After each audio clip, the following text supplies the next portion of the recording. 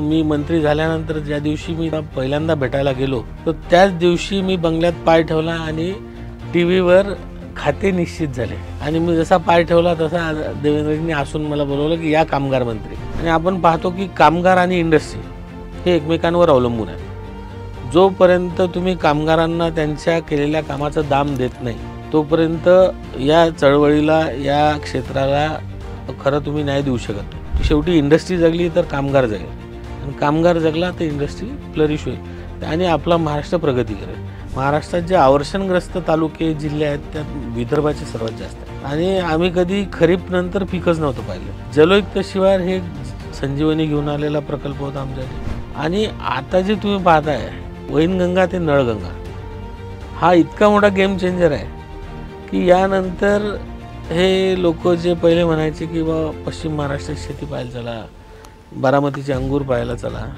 तिकडचे लोक येतील विदर्भात शेती पाहायला। इतकी एनर्जी, इतकी इफिशियन्सी आणि विजनरी आमचा नेता आहे देवेंद्रजी आणि त्यांच्या विजनमध्ये जे डेव्हलपमेंट होते हे मला नाही वाटत मागच्या 50 वर्षात कोणी करू शकला।